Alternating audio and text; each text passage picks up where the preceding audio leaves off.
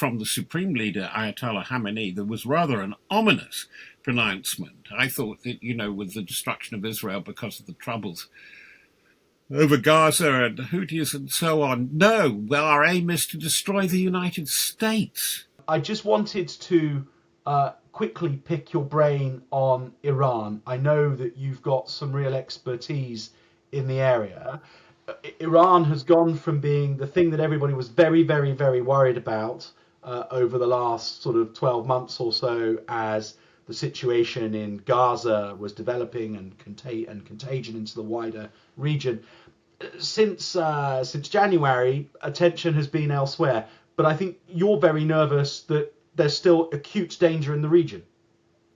I think there is a general perception, and it is a question mark rather than a known fact, that they think they're getting very close to serious weaponization in the nuclear program.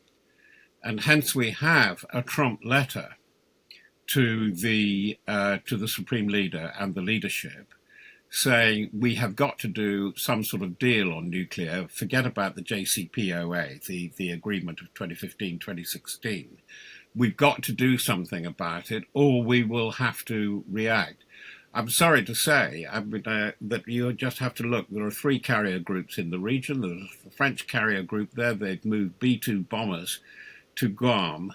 It's extremely worrying, and I think quite rightly, we've seen the Houthis in a way as a symptom, an outlier of this very, very grave problem, which is developing. I think it's so grave. It's very, very interesting. I'm sorry to go back to my favourite pronouncement by Sherlock Holmes. There's nothing so deceptive as an obvious fact. This obvious build-up is going on. Very few people are writing about it. I have 1 or 2 correspondents who almost phone me on a daily basis. Said, have you seen the move up? What's going on? What is the pressure? There's been no response from the Ayatollah. And unfortunately, from the Supreme Leader, Ayatollah Khamenei, there was rather an ominous pronouncement. I thought that, with the destruction of Israel because of the troubles over Gaza and the Houthis and so on, no, well, our aim is to destroy the United States, he was saying, only in the last few weeks. So that is very worrying. I think, by the way, can I just say a quick observation about the Defence Review and so on? The big question is the R word, the resilience word, which we can't do, and you will have seen it in government. Resilience means redundancy and contingency as well. And and that's what we've had with stocks, military stocks. The other area, which people, you and I know very well, are very much addressed to, is actually modernizing and making more effective the volunteer sector. And that's where people like Dr. Fiona Hill and particularly Professor Paul Collier at Oxford, the development economist, saying it's absolutely essential to make the whole thing work. And it's the outreach and the outlie from the Defence Review which may be more important than the review itself. When do you think we're going to see the UK Defence Review, Robert? Oh, I thought it was going to come with an Easter bunny. I think George Robertson, who did give a little giveaway, a little discussion we had at the French embassy 2 weeks ago, that he thinks it's the implications, the inferences, he thinks it was really going to frighten the horses, and it's certainly frightening the government, because he said, in the terms in which we see it, we're actually on the threshold of, but in terms of cyber, communications and so on, we are at war. And that's not a proposition that any government right now wants to give the great British people. I agree. I mean, I've had this conversation with a number of the ministers within the MOD now. There's no right or wrong way to do a defence review.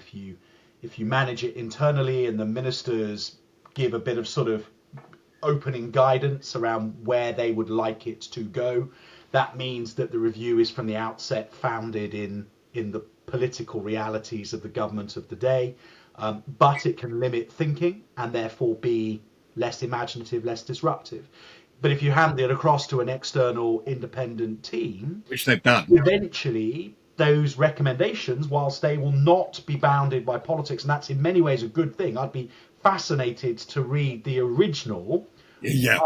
sort of edited version of the review, but eventually it collides with politics, and Yes. that is it's easy for defence and security wonks like you and I to Yeah. say there is nothing more important. But when you are in the Treasury or in the political team in Number 10, the fact is that people are more motivated to vote around NHS waiting times than they are the size of the Royal Navy. So I'm not surprised to see an independent review take so long to work its way through the political processes in government. What I'd be interested to see, and maybe you've got some insight into this, is if the politics demand that the recommendations are watered down as much as some say they will need to be, whether or not the review team breaks ranks and say this isn't our work, we don't stand by it.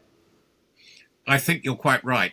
Alpha particles, let's get to nuclear physics here. I think there's some fissile material in this, but particularly in the thinking of two that I know best over the years, Richard Barrons and Fiona Hill. And they take no prisoners. And I think from what George Robertson was saying, he was absolutely clear. They have done what they were asked to do, an independent panel. And I think one of the most interesting things from what he was saying, they had very good intelligence assessment access, and they have projected onto that what they think is where we're going and what we need to do. And I think that may not fit in too well with manifesto land. We shall see. Robert, it has been an absolute joy talking to you. You have laid waste to the questions that I had planned, but I suspect that our audience will judge that where you've taken us has been infinitely more fascinating than the stuff that I was going to ask you. It has been a brilliant conversation.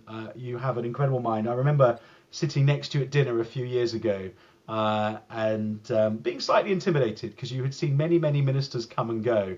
And you were telling me about your reporting in the Falklands at the very beginning of your journalistic career. And it is an absolute treat to have someone with your encyclopedic knowledge of defence and your experiences on the front line on superpowers to help us understand the way that the world is going. Robert, thank you very, very much indeed.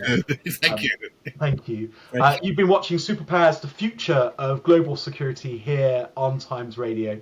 Tune in for more episodes of Superpowers and also subscribe to the Times Radio channel for all of the amazing geopolitical content that is produced, not just on Superpowers, but all the other shows produced on this channel. All of them help to bring a little bit of clarity to a world that is ever more uncertain and seems to be changing every hour. Until next week, thank you very much. Goodbye.